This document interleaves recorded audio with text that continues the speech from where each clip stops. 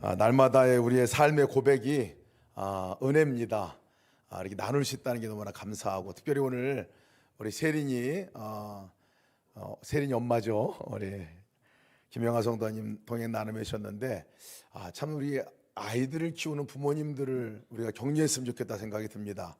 오늘 지한이, 지훈이 또 아파서 오늘 또 못 나오고, 또 우리 저 어투에 루하도, 우리 또 유아도, 또 하민이도, 우리 아이들이 참 많아요. 우리 교회 너무나 감사한 일인데, 그 아이들을 키우는 이 엄마 아빠들의, 엄마가 더 하겠죠. 아빠는 조금 덜한데 엄마들의 그 수고가 너무 커요.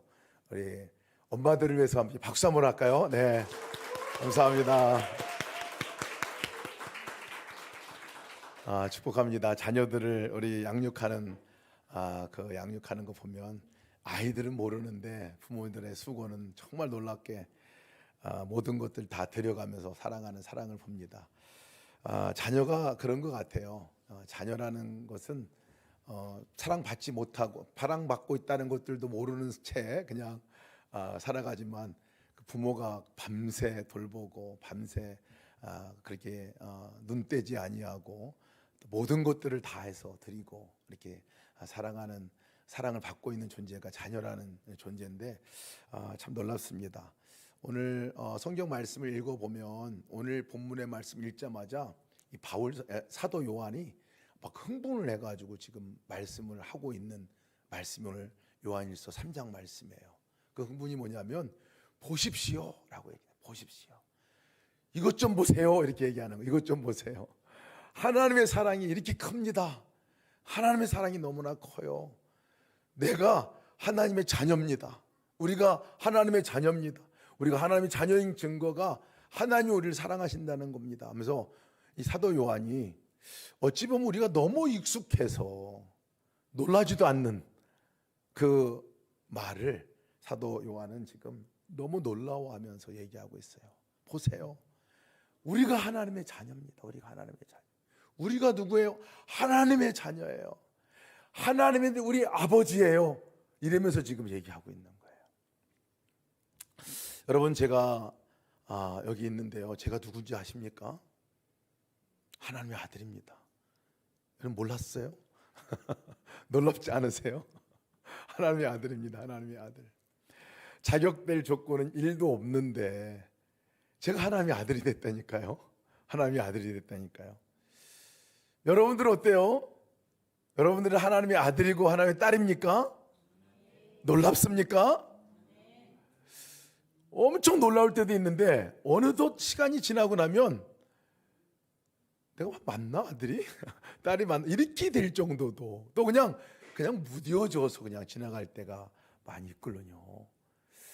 근데 오늘 이 사도 요한은 우리가 하나님의 아들이라니까요, 우리가 하나님의 딸이라니까요, 우리가 하나님의 자녀예요 라고 지금 목 놓아 외치고 있는 거예요. 그것이 놀라운 거 아닙니까? 우리가 그러합니다 라고 표현해요. 우리가 그러합니다. 얼마나 놀라면, 우리가 그러해요. 우리가 그러해요. 여러분, 우리가 하나님의 자녀입니다. 믿습니까? 옆에 분들에게 확인시켜 줍시다. 내가 하나님의 아들이야, 내가 하나님의 딸이야. 한번 옆에 사람 반말로 하건 존댓말로 하건 나이 봐가면서 하십시다. 옆에 분들 우리 한번 인사만 합시다. 내가 하나님의 아들이에요. 내가 하나님의 아들. 하나님의 아들. 여러분이 하나님의 아들인 게 분명하면, 하나님의 딸인 게 분명하면 우리 살아가는 게 달라요. 달라요. 정말 달라요. 왜 우리의 삶 가운데서 내가 하나님이 그토록 언약해 주시고 약속하고 우리를 주고 싶고 인도하고 싶은 것들을 왜 못 누리냐 보니까요, 이게 분명하지 않아. 분명하지 않아. 머리로는 아는데 내 삶 가운데 하나님의 자녀로 내가 살아가는 거는 아직 아닌 것 같은 느낌이 들 때가 많아요. 세상 안에 살아가면서 그냥 다른 사람들과 똑같이 생각해요. 어떤 때는 더 못하다고 생각할 때가 많아요. 하나님의 자녀이면서, 하나님의 딸이면서, 하나님의 아들이면서 존재가 다른 거거든요. 하나님의 아들이라는 것은요, 그냥 하나님의 그 존재, 하나님이 나를 가장 귀중한 존재로 여긴다는 그런 얘기 아니에요. 그리고 내가 그 존재로 살아간다고 얘기하고 있는 거예요. 여러분들과 하나님의 자녀로 살아가는 이것이 얼마나 놀라운가. 마음껏 누리며 살기 바랍니다. 예. 딴 사람이 뭐라 그래도 못 알아봐줘도, 우리 성경 보니까 세상은 못 알아봐준대요. 세상은 우리를 모른대요. 그런데 하나님은 아시잖아요. 그리고 함께 있는 우리는 아시잖아요. 당신이 하나님의 아들이에요. 당신이 하나님의 딸이에요. 그러니까 하나님의 딸과 아들로 이 세상을 살아가는 특별한 존재라는 사실을 기억하시기를 축복합니다. 여기 성경에서 또 친절하게 이렇게 써줬어요. 살아가는 자들아, 우리가 지금은 하나님의 자녀라. 장래에 어떻게 될지 아직 나타나지 아니하였으나 그가 나타나시면 참모습 그대로 볼 것이기 때문이니 라고 말씀하고 있어요. 지금은 우리가 하나님의 자녀인데도 그렇게 감동 있게 또 매일 그것을 느끼지 못하고 살아갈 수 있다는 거예요. 그래서 내가 진짜 하나님의 자녀이고 하나님의 딸이고 아들인 것에 대해서 분명하지 못할 수도 있지만, 언제 이것이 분명하게 나타나냐면, 확증이 되냐면 예수님이 나타나시는 그날에, 예수님이 나타나시는 그날에는 명확하게 드러나게 돼. 명확하게, 희미하게 아니라 명확하게, 너 김승혜 내 아들이야. 명확하게 그것이 드러난다고. 우리도 희미하게 알다 그날은 명확하게 알게 되고, 심지어는 그리스도께서 나타나시면 우리도 그와 같이 될 것임이기 때문임, 될 것임을 압니다라고 말해요. 주님과 같이, 예수님이 하나님의 아들이신 거 알죠? 그와 같이 우리도 하나님의 자녀로 분명하게 우리가 알게 된다 하고 말하고 있는 거예요. 근데 여러분, 이 땅을 살아가면서 여러분 그렇게 정체성을 갖고 살아가는 게 중요하지 않겠어요? 나중에 가서 내가 하나님의 자녀였네, 하나님의 아들이었네, 이런 놀라운 권세네, 이런 놀라운 은혜였네, 이렇게 고백하는 것이 얼마나 아쉽겠어요. 이 땅을 살아가면서 우리가 하나님의 아들이요 하나님의 딸로 정말 살아가야, 경험해보고 살아가야 그것이 온전하게 살아가는 삶 아니겠습니까? 주님이 우리 가운데 찾아오셔서, 그것도 내 마음 안에까지 찾아오셔서 함께 살아계신데, 분명히 계신데 잘 모르고 제대로 된 관계도 갖지 못하고 살다가 나중에 이제 주님이 나타나시는 그날에 만나고 나면, 예수님이셨어요? 말씀 많이 들었어요. 설교 시간에 말씀 많이 들었어요. 뭐 이런 정도의 관계로 산다면 얼마나 안타깝겠냐고요. 우리가 매일매일 주님과 함께 자녀로 살아가는 것은요, 특권입니다. 놀라운 특권입니다. 놀라운 특권, 놀라운 권세입니다. 혼자가 절대 아니라는 거예요. 세상 사람들과 똑같은 사람으로 살아가는 존재가 아니라는 것을 우리가 기억해야 합니다. 집에 가서 얘기해 주세요. 아이들한테도, 부모님들한테도 나 하나님의 딸이에요. 얘기하세요. 하나님의 딸이에요. 직장에 가서 나 하나님의 아들이에요, 하나님의 딸이에요 라고 얘기하세요. 당당하게 얘기하시기 바랍니다. 오늘 사도 요한이 그 하나님의 자녀는 도대체 어떤 삶을 살아가는 삶인 건가 하는 것에 대해서 얘기해 주고 있어요. 하나님의 자녀는 어떤 삶을 살아가는 건가? 오늘 놀랍게 말씀하는 말씀은 3절에서 5절 말씀까지 이렇게 얘기합니다. 주를 향하여 이 소망을 가진 자마다 그의 깨끗하심과 같이 자기를 깨끗하게 하는지라. 하나님의 자녀를 얘기하면서 바로 깨끗한 삶에 관한 부분들을 얘기하고 있어요. 또 죄에 관한 부분도 얘기해요. 죄를 짓는 자마다 불법을 행하나니 죄는 불법이니라. 그가 우리 죄를 없애려고 나타나신 것을 너희가 아나니 그에게는 죄가 없느니라. 하나님의 자녀의 특징은 뭐냐? 얘기할 때 하나님의 자녀는 천국 가서 내가 하나님의 자녀요 라고만 얘기하는 게 아니라, 이 땅을 살아가면서 하나님의 자녀, 하나님의 성품, 하나님의 권능, 그 능력을 갖고 이 땅을 살아가게 되는 게 하나님의 자녀인데, 우리를 그토록 끌고 다녔던 죄, 우리를 그토록 지배했던 죄, 그것으로부터 자유하고 하나님과 함께 거룩한 삶으로 살아가게 되는 사람이 하나님의 자녀다라고 얘기를 하는 거예요. 이 말씀을 한 배경은 있어요. 왜냐하면 그 당시에 지난주에도 말씀드렸지만 이단이 쑥 들어왔어요. 하나님의 자녀인데, 예수를 믿는 사람들인데, 교인들인데 어떤 교리가 들어왔냐면, 육은 악한 거고 영은 선한 거기 때문에 영만 구원받으면 되는 거야. 영만 잘 되면 되는 거야. 영만 하나님의 자녀가 되면 되는 거겠지. 영만 선하면 되는 거지. 영만 신령한 지식을 알고 그러면 구원받는 거야. 이런 잘못된 교리가 교회 안에 들어왔어요. 그래서 살아가는 삶에 대해서는 별 관심이 없어요. 아무렇게 살아도 되는 거예요. 아무리 구원파가 그렇잖아요. 구원파가 우리가 과거, 현재, 미래 죄 다 용서받았으니까 그냥 살아도 돼. 죄를 짓고 살아도 돼. 다 용서받았는데 뭐 이게 맞는 얘기인가요? 이게 맞는 얘기인가요? 그렇지가 않다는 거예요. 그런 것들이 들어온 것을 보고 아니야. 하나님의 자녀의 삶은 구원받았으니까 마음대로 살라는 얘기가 아니라 하나님의 자녀가 되는 그 순간부터 하나님의 자녀로서 살아가는 삶을 시작한 것이라는 것을 얘기해 주고 있는 거예요. 다른 말로 말하면 하나님의 자녀가 됐다는 것은 죄를 청산하고 이전에 나를 끈덕지게 붙들어 매고 나를 지배했던 그 죄로부터 멀어지고 끊어지고 이제부터는 죄짓지 않는 하나님이 기뻐하고 거룩한 그 삶으로 살아가는 사람이 된 거라는 것을 얘기해 주고 있는 거예요. 우리의 삶을 송두리째 행복을 뺏어가는 게 죄 아니에요? 우리를 정말 비참하게 만드는 게 죄 아닙니까? 우리를 정말 이 땅을 살아가면서도 그냥 절망 가운데 늘 살아가도록 만들게 하는 게 죄글런이요. 그것으로부터 완전히 이제 넘어서서 벗어나서 이제 죄를 짓지 아니하고 거기에 매여 있지 아니하고 이제 내가 하나님이 더 적극적으로 사랑하며 하나님의 나라를 이루어 나가는 그 삶으로 살아가는 사람들이 하나님의 자녀다 얘기하고 있는 거예요. 제가 이것이 잘 때로는 이해가 되지 않았었는데요. 어거스틴의 얘기가 이런 얘기가 있어요. 어거스틴이 예수를 믿기 전과 믿은 후가 뭐가 달라진 거냐라고 얘기를 하는데 예수를 믿기 전에 영혼의 상태는 죄를 지을 자유만 있고 죄를 짓지 않을 자유가 상실된 것이 예수를 믿기 전에 우리 상태라는 거예요. 그러니까 노예라고 말하죠. 죄 노예라고. 그러니까 죄는 지을 수 있는 자유가 있어. 근데 죄를 안 지을 수 있는 자유는 상실돼 버렸다는 거예요. 근데 예수님이 우리 안에 거하시고 오시고 예수님이 우리가 믿고 예수님을 따라가는 순간 자녀가 되었다는 것은 무엇이냐?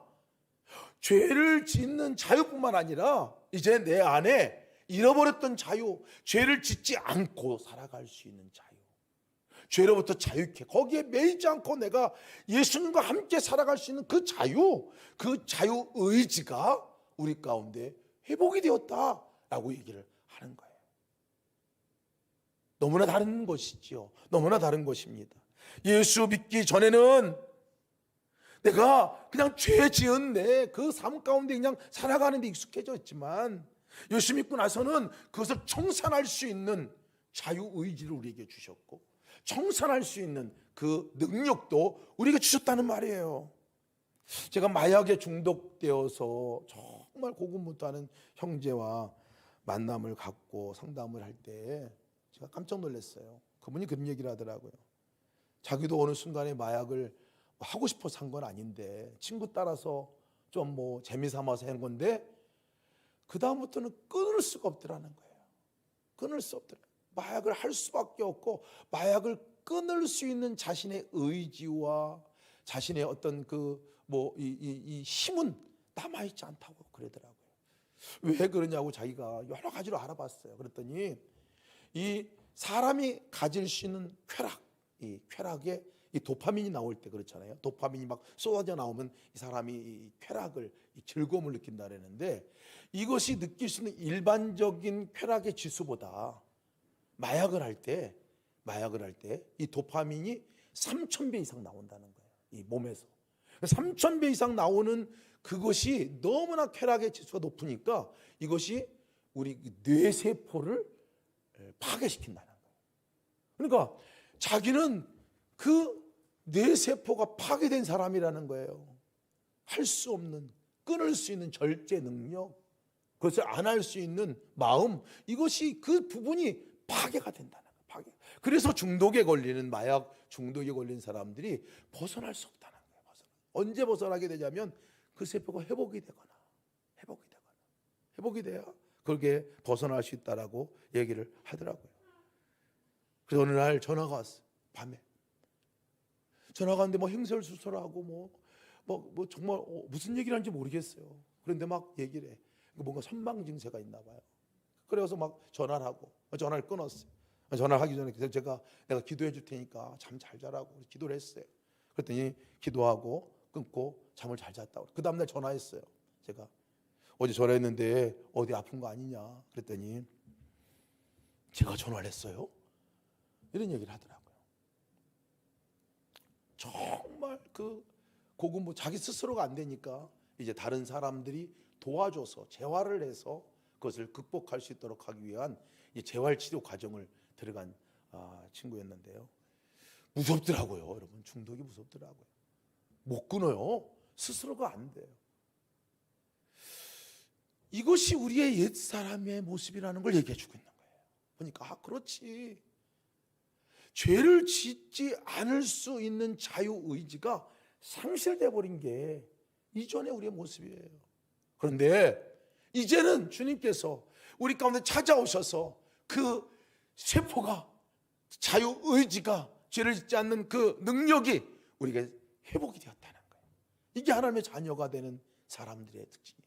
회복되었을 뿐만 아니라 그 죄와 완전히 분리되어서 이제 하나님이 기뻐하는 삶으로 우리가 살아가는 존재가 된 것이 하나님의 자녀인 거예요. 하나님의 자녀인 거예요. 그래서 이전 것은 죽고 새 사람, 주님으로 살아갈 수 있다고 말하는 것은 바로 이것이죠. 그리스도 십자가에 못 박혀 죽었나니 이제는 내가 산 것 아니요 내 안에 그리스도께서 사신 것이라. 그러니 이 죄 짓고 거기에 끌려다니는 사람, 그 존재가 성경은 죽었다고 말해요. 죽었다고 말해요. 우리가 잘 아는 한국의 초대교회의 대붕사였던 김익두 목사님을 여러분 잘 아실 겁니다. 이야기도 많이 들었을 것 같아요. 본래 유명한 깡패였습니다. 아주 유명한 깡패예요. 그런 그가 예수님 믿고 새 사람 되고 나서 바로 한 일이 뭐냐면 부고장 돌리는 일이에요. 부고장. 나 김익두 죽었습니다. 이 부고장을 다 돌렸어요. 그리고 장례식 초대까지 했어요. 사람들이 그가 죽었다는 소식에 너무 기뻐했습니다. 왜냐하면 악랄한 사람이었으니까, 악독한 깡패였기 때문에.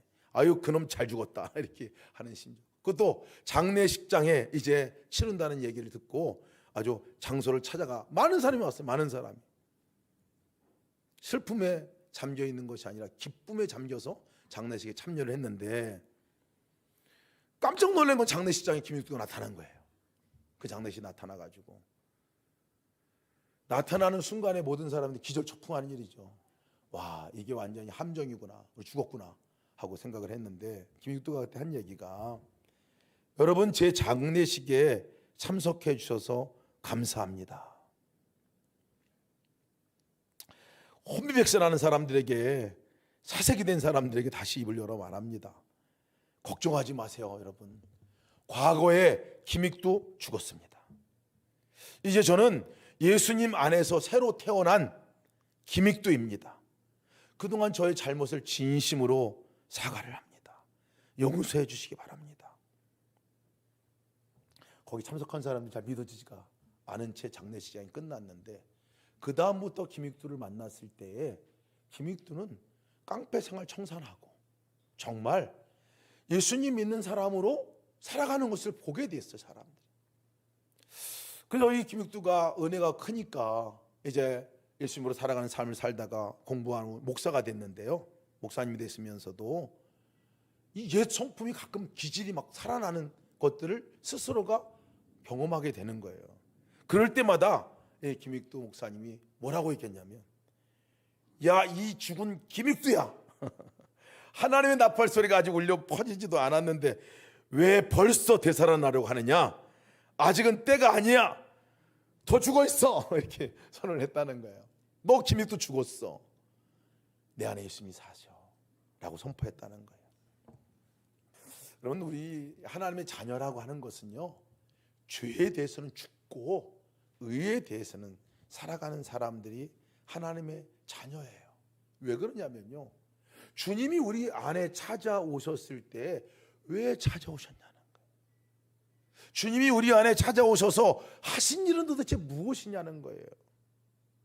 오늘 사도 요한이 말씀하는 말씀은 5절 6절에 보면 그가 우리 죄를 없애려고 나타나신 것을 너희가 아나니. 주님이 오신 이유는 우리를 죄가 없게 살게 하려고, 또 이전에 지었던 죄를 다 용서하게 하시려고, 그 죄의 고리를 끊어버리게 하시려고 우리 가운데 오셨다라고 얘기를 하시는 거예요. 이 죄를 주관하는 자가 마귀 아닙니까? 8절은 이렇게 얘기했습니다. 하나님의 아들이 나타나신 것은 마귀의 일을 멸하려 하심이니라. 그러니까 주님이 내 안에 거하셔서 내가 하나님의 자녀가 되었고, 하나님의 아들이 오셨기 때문에, 하나님의 자녀가 오셨기 때문에 그로 말미암아 우리가 하나님의 자녀가 된 것인데, 그분이 우리 가운데 하시는 일은 죄의 고리를 끊어버리고, 그리고 마귀의 일을 멸하려고 오신 거예요. 멸하려고. 죄가 얼마나 심각한지 알아야 합니다. 단순하게 우리가 죄 짓는 것 때문에 지옥 간다 이런 정도가 아니잖아요. 죄는 우리 삶 가운데 오면 너무나 치명적으로 우리의 삶을 주관합니다. 그렇잖아요.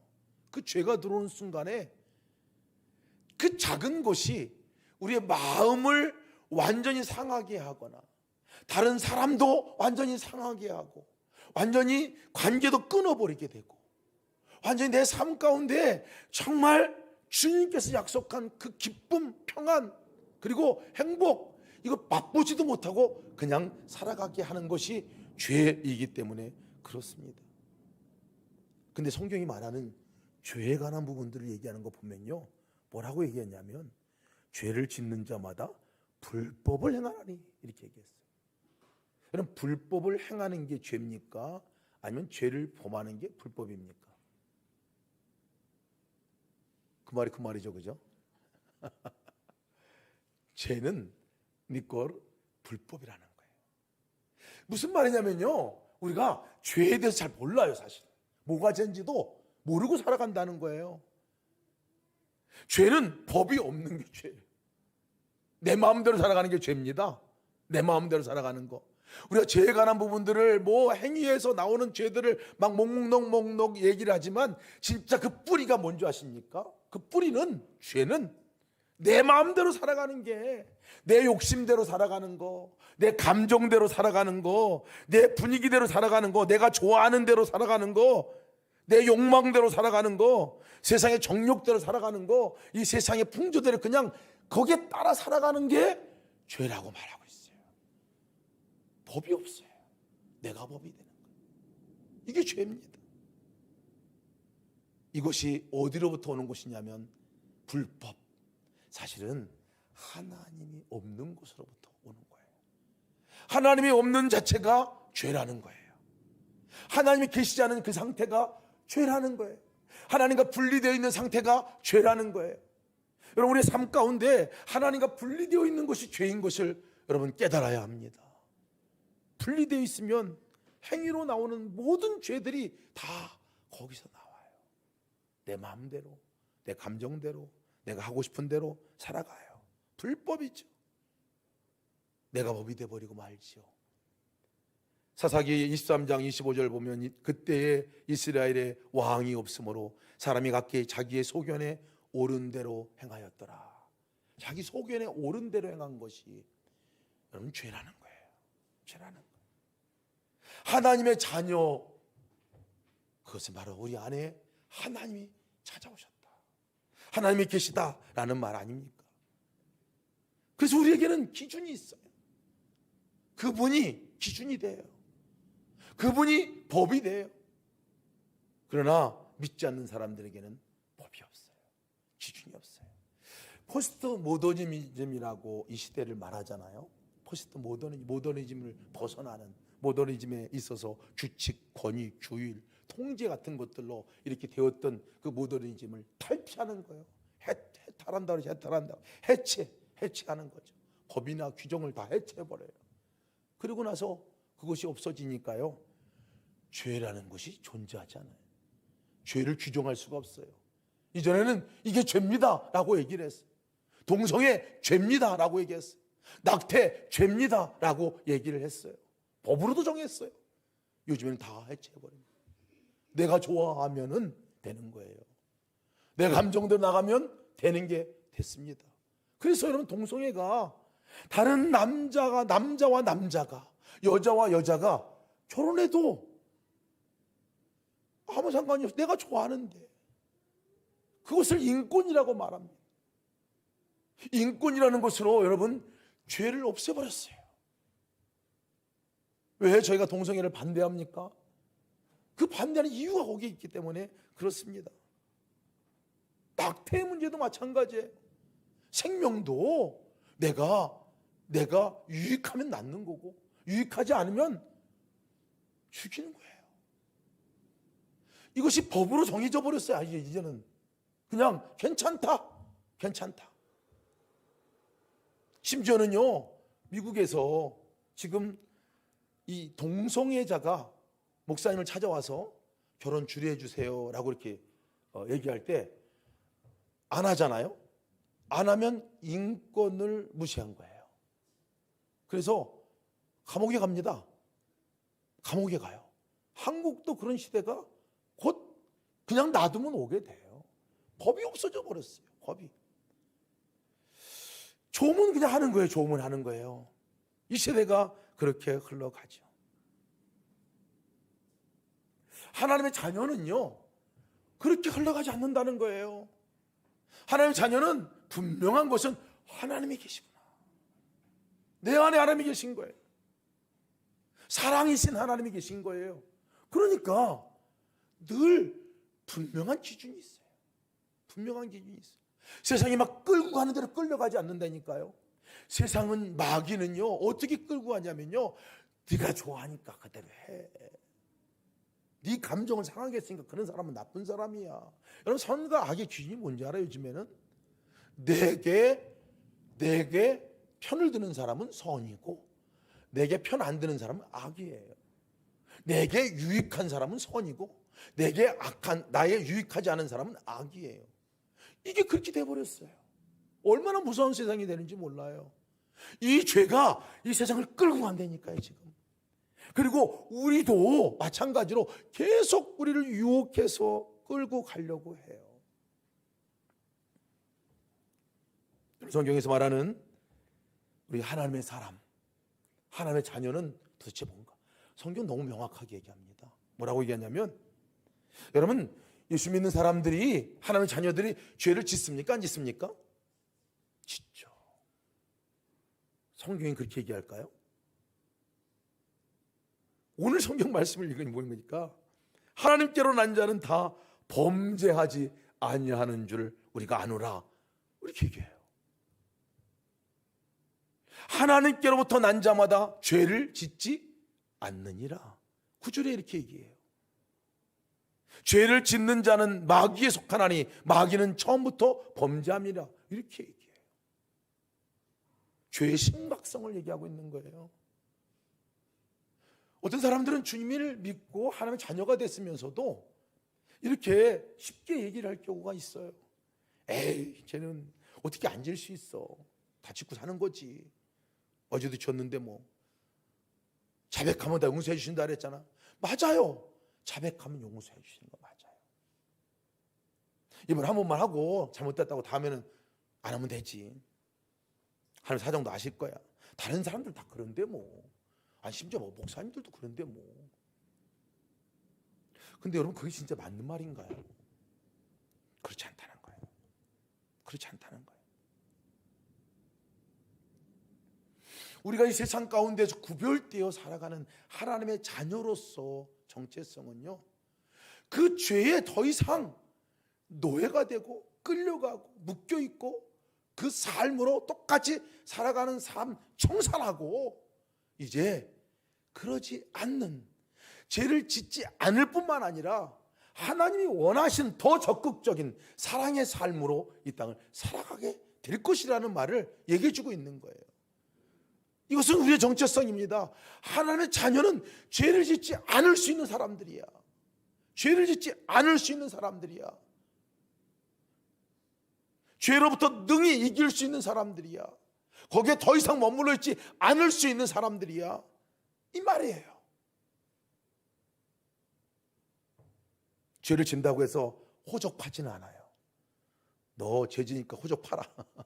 너 오늘부터 크리스찬, 하나님 자녀, 자녀는 무슨 자녀, 너 관둬라. 이렇게 이거 안 한다는 거예요.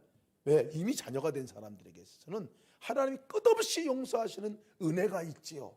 은혜가 있지요. 그런데 왜 이 죄에 관한 부분들을 이렇게 하나님이 얘기를 하시냐면요, 죄가 주는 영향력 때문에 그렇습니다. 그 영향력을 우리가 자녀됨의 권세를 하나도 누리지 못하고 살아가게 하니까 자녀인데도 자녀되는 권세를 못 누려요. 못 누려요. 선한 영향력을 다른 사람이 흘려보낼 수 있는 통로가 막혀버려요. 하나님이 나에게 주고자 하는 그 축복도, 그 축복의 통로도 막혀버려요. 누가 막냐면 죄가 막아요. 죄가 막는 거예요. 그러니까 죄에 대해서 심각하게 여기라고 말하는 거예요. 그러니까 죄 지을 때마다 너 가지고 나와. 나한테 가지고 와서 얘기해. 내가 용서해 줄게. 더 이상 거기 묶여있지 마 라는 것을 얘기해 주고 있는 거거든요. 하나님의 자는 죄를 짓지 않게 된다는 것을 얘기해 주고 있잖아요. 하나님의 능력이 우리 가운데 도대체 몇 번이나 발휘가 됩니까? 내 인생 가운데 이건 하나님이 하신 일이야. 하나님의 자녀로서 이거 하나님이 하신 일이야. 다른 사람들에게 여러분 몇 번이나, 얼마나 그것을 경험하며 살았습니까? 그러지 못하게 되는 것들을 보면요, 사실은 죄에, 또 하나님과 분리되어 있는 이 가장 큰 죄가 하나님과 분리되어 있는 죄 아닙니까? 이것으로부터 오는 거임을 우리가 알아야 합니다. 근데 여러분, 여기 오늘 이 말씀을 다시 한번 우리가 볼 필요는 있습니다. 왜냐하면 어떻게 죄를 한 번도 안 질 수 있어? 지난번에 목사님이 설교할 때는 죄가 없다고 말하면 스스로 속이는 거라는 말씀, 1장 8절 말씀하셨는데, 다 죄가 있는 거지 왜 죄가 없다고, 하나님 자녀가 죄가 없다고 얘기하는 거 맞는 말이에요? 이렇게 얘기할 수도 있을지 모르겠어요. 1장에서 말씀하실 때는 우리가 죄를 범할 때 그 죄를 하나님 고백하는 것에 대해서, 고백할 때 죄로 끊어지는 것에 대해서 얘기를 해주셨는데, 여기 2장 3장에는 죄가 아예 짓지 않는다고 얘기하는 부분들은 도대체 뭔가? 6절에 그 안에 거하는 자마다 범죄하지 아니하나니, 9절에 하나님께 난 자마다 죄를 짓지 아니하나니, 18절에 5장 18절에 하나님께 난 자마다 범죄하지 아니하는 줄 우리가 아노라. 이게 도대체 무슨 말인가? 이 말씀을 잘 살펴보면요, 이 말씀은 이 어법을 잘 알아야 합니다. 죄를 짓지 아니하니라 라는 것은요, 이 형태로 쓰여질 때는 반복해서 짓는 죄를 말합니다. 반복적으로, 지속적으로, 끊지 않고 범하는 죄에 관한 부분들을 얘기하고 있는 거예요. 반복적으로, 지속적으로. 그래서 톰 나이터라는 유명한 성서학자는 이것을 아주 명확하게 번역을 했어요. 계속하여 죄를 짓지 아니하니라. 하나님의 자녀는, 하나님께로 온 사람은 지속해서 죄를 짓지 않는다라고 얘기를 하고 있는 거예요. 마음에 조금은 위로가 되는 것 같아요. 아예 안 짓는다고, 너 지으면 하나님의 자녀 아니야. 이거는 너무 센데, 요거는 조금 그래도 여지가 있는 마음들이 드는데요. 하나님이 얼마나 사실은 우리를 잘 아시는가 하는 부분들에 대해서 우리가 볼 수 있어요. 우리를 너무나 잘 알아요. 계속해서 죄를 짓지 않는 삶을 살게 된다는 것을 말합니다. 죄의 영향으로부터 벗어나고 더 이상 그것으로부터 계속해서 거기에 매여 살지 않도록 주님이 우리를 찾아오셨고, 주님이 우리를 그렇게 해주시겠다고 말씀하고 있는 거예요. 여러분, 어떻게 그것이 가능한가요? 물론 죄에 관한 부분들은요, 죄가 정말 넌더러치게 싫어지면 안 짓게 돼요. 그리고 죄의 영향력이 너무나 무섭다 생각이 들으면 안 짓게 돼요. 또 아니면 엄청 두드려 맞고 엄청 징계를 받으면 안 짓게 돼요. 저는 도둑질 안 합니다. 왜 안 하게 되는 줄 아세요? 어렸을 때는 도둑질 많이 했어요. 비밀을 문방구 가서 이렇게 쓱 하고, 아이들하고 함께 몰려다니면서 낚시 공장에서 세우는 낚싯대 쓱 하고. 죄인지 몰랐어요, 사실은. 그러다가 어머니가 숨겨놨던 숟가락통에 있는 500원 지폐를 쓱 하고, 한 달 까먹었어요. 한 달 동안 까먹고, 뭐 별거 다 사 먹었는데 가장 행복한 기간이기도 했는데 마음이 가장 불안한 기간이기도 하죠. 언제 들킬까? 그래 들켜가지고요, 죽도록 맞았습니다. 제가. 부직갱이 아십니까, 여러분? 부직갱이라고. 부엌 수저통에 감춰놓은 거기 때문에 현장 검증으로 해서 근리 풀려가서 거기에 있던 부엌에 부직갱이로다가 죽도록 맞았어요. 그 다음부터는요, 이게 죄구나 깨달아지니까, 야, 잘못하면 죽는구나, 이게 이렇게 느껴지니까 안 하게 되더라고. 그건 안 하게 돼요. 지팡이 아니라 부직갱이 생각이 나요. 제가 저도 모르는 사이에 이렇게 했던 것 가운데 하나가 이 거짓말이었어요. 거짓말. 제가 목회자가 되고 나서도 거짓말인지 모르고 그냥 쓱 해버리는 거짓말들이 있었어요. 아이들한테 제가 너무 피곤하고 집에 저기 하면 들어오면서 아버지 없다고 그래? 이렇게 아버지 없다고 그래. 근데 나중에 그것이 깨달아졌어요. 이것이 얼마나 위험한 건가, 이게. 나중에 깨달은 게 뭐냐면, 아니 아이들이 없다고, 아이들한테 없다고 그래 하는 것은 거짓말이잖아요. 근데 아이들한테 거짓말하지 말라고 가르치거든요. 근데 저는 아이들 앞에서 거짓말을 시전하고 있는 거예요. 그게 깨달아지더라고요. 일상에서 정말 이렇게 알게 모르게 약간씩 넘어가면서 모면하려고 했던 그 말들이 얼마나 이것이 큰 영향력을 미치는가 하는 것들이 깨달아지니까 안 하게 되더라고요. 그거는. 죄는 깨달아지기만 해도 사실은 좀 멀리하게 되긴 해요. 화내는 거, 뭐 화내다가도요, 화는 사실 절제하기 어려운 거예요. 그러다가도 그 화가 미치는 영향, 깊은 상처를 주는 거잖아요. 나중에 알게 되면. 저도 그런 깊은 상처를 받았으니까. 근데 여러분, 이렇게 깨닫는다고 해서 우리가 그것이 완전히 죄와 결별되고 절단되지 않습니다. 진짜는 우리 그래서 사도 요한이 이렇게 얘기합니다. 3장 5절 6절의 말씀 제가 읽어드릴게요. 여러분이 아는 대로 그리스도께서는 죄를 없애려고 나타나셨습니다. 그리스도는 죄가 없는 분이십니다. 그러므로 그리스도 안에 머물러 있는 사람마다 죄를 짓지 않습니다. 아멘입니까? 다시 한번 읽어드릴게요. 그러므로 그리스도 안에 머물러 있는 사람마다 죄를 짓지 않습니다. 반복적으로 짓지 않습니다. 묶여 있지 않습니다. 그것이 그를 통치하지 않습니다. 누구에게? 그리스도 안에 머물러 있는 사람이라는 거예요. 하나님 자녀는요, 우리에게도 자유의지를 주셨지만 죄 안 지을 수 있는 자유의지가 회복된 사람이기도 하지만 아예 주님이 우리 안에 오셔서 그 죄를 짓지 않도록 주님께서 해주시겠다는 거예요. 여러분, 죄를 짓지 마라는 것은 율법입니다. 그죠?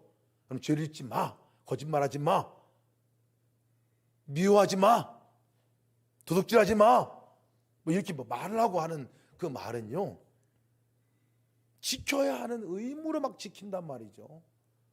근데 그런 명령으로 이게 지켜지면 좋은데 안 지켜져요. 안 된다니까. 십계명에 나와 있는 말씀도 우리가 그렇게 가장 기본적인 얘기를 하는데 안 지켜져요.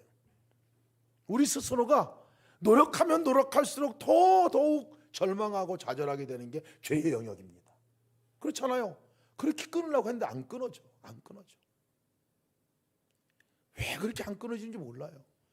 어디서 또 튀어나오는지 금방 또 마음에 약간 타협 하나 딱 해가지고 다리 하나 딱 걸어놓으면 그 다음에 쭉 끌려가거든요. 어디서 그러는지 몰라. 계속 그게 올라와요. 우리 스스로의 의지가 한계가 있다는 것이 이미 성경이 너무 자명하게 얘기해주고 있어요. 그래서 명령으로 지키지 못해요. 너 하지 마. 율법이 돼요. 우리 집으로 안 돼요. 근데 복음은 뭐냐면요, 그것을 이길 수 있고 극복할 수 있고 짓지 않을 수 있도록 하는 예수님이 네 안에 거하시니, 너 예수님 안에 거하면 예수님을 의식하고 예수님을 붙들고 예수님을 연합하고 그분과 함께 분명하게 있게 되면 그분이 너를 죄 짓지 않게 해줄 것이라는 거예요. 죄를 짓지 않게 해 주실 것이라고 말씀하고 있는 거예요. 하나님께로 난 자마다 죄를 짓지 아니하나니 라는 말씀이 이 말씀이에요. 하나님께로 난 하나님 안에 거하는 그 사람은 죄를 짓지 않도록 주님께서 인도하실 것이라는 말씀이죠. 이것이 우리에게 주신 가장 큰 축복입니다. 그래서 여러분, 우리가 하나님의 자녀로 살아가는 삶은요, 그래서 내 안에 거하시는 그분을 계속 바라보는 거예요. 계속 그분과 함께 인격적인 교제를 나누는 거예요. 그래서 요한일서 1장에서 말씀하는 그 사귐, 하나님과 내가 사귀고 있을 때에 그 자체가 죄가 나를 터치할 수도 없게 만드는 상태가 된다는 거예요. 하나님께서 난 자가 죄를 범하지 아니하나니 마귀가 우리를 손대지도 못하게 된다고 말씀하고 있어요. 어느 순간에 하나님과 사귐이 있는 순간에, 하나님과 연합하고 있는 순간에, 하나님과 교제하는 순간에, 여러분 여기 지금 예배드리러 나와서 여기서 여러분 죄 짓는 사람이 있습니까? 여기서 거짓말하는 사람 지금 이 자리에서 없잖아요. 그죠? 여기서 막 음란한 짓 하는 사람이 있습니까? 여기서 막 도둑질하고 사기치는 사람이 있어요? 없어요. 여기서 일어나가지고 화내고 막 그러는 사람이 있어요? 없어요. 왜 그런 줄 아세요, 여러분? 하나님과 사귐이 있을 때, 하나님과 연합하여 있을 때 마귀가 우리를 만지지도 못하는 역사가 있게 된다는 거예요. 하나님이 나를 통치하는 거예요. 하나님의 생각이 나를 끌고 가고요, 하나님의 마음이 나에게 심겨지고요, 그 마음이 나를 끌고 가는 거가 이게 하나님의 자녀라는 거예요. 하나님의 자녀의 권세. 그래서 우리가 주님을 왜 바라보느냐, 왜 계속 주님을 의식해야 되느냐, 그것 때문에 그래요. 의식하지 않고 여러분 나가보잖아요. 그럼 주님 의식하는 게 딱 희미해지면 어떤 현상이 일어나요? 아유, 그놈이 죄가 막 쏙 올라오잖아요. 없어졌던 것 같은 게 쏙 올라와요. 올라온단 말이에요. 연합이, 사귐이 우리가 죄로부터 자유하고 죄를 짓지 않게 되는 그 삶으로 이끈다는 것을 믿으시기 바랍니다. 왜 동행 일기를 그렇게 쓰자고 하냐고요. 네? 여러분 잘 안 되잖아요. 그렇게 해보려고 그래도. 주님 생각하려고 그러고, 여기 교회에서만큼 지금 여러분들이 이렇게 집중하는 것만큼 주님을 생각하고 의식하고 하는 게 나가면 안 돼요. 세상에 나가면 자꾸 계속 우리를 끌어당기는 게 있기 때문에 그렇습니다. 그러니 밤마다 일기 쓰가면서 점검해보고, 내가 주님 생각했는가? 안 했구나. 안 하면 뻔해요. 여러분 화가 나는 거 100%그 순간에 주님 절대 생각 안 나요. 주님 생각나고 주님 분명히 계신 게 있는데 막 그냥 화 안 내게 되거든요. 그렇게 못합니다. 거짓말도 못하잖아요. 누구 한 사람만 있어도 못하는데 주님이 계신데 어떻게 합니까? 주님과 연합하는 것이 가장 승리하는 길인 것을 여러분 믿으시길 축복합니다. 적어보세요. 저녁 때 한번 체크만 해보세요. 내가 정말 그때 주님을 생각했는지 안 했는지만 점검해 봐도 우리의 삶이 정말 나도 모르는 사이에 죄로부터 멀어지고 자유케 되고 하나님이 인도하시는 길로 내가 나가게 된다는 사실을 믿으시길 축복합니다.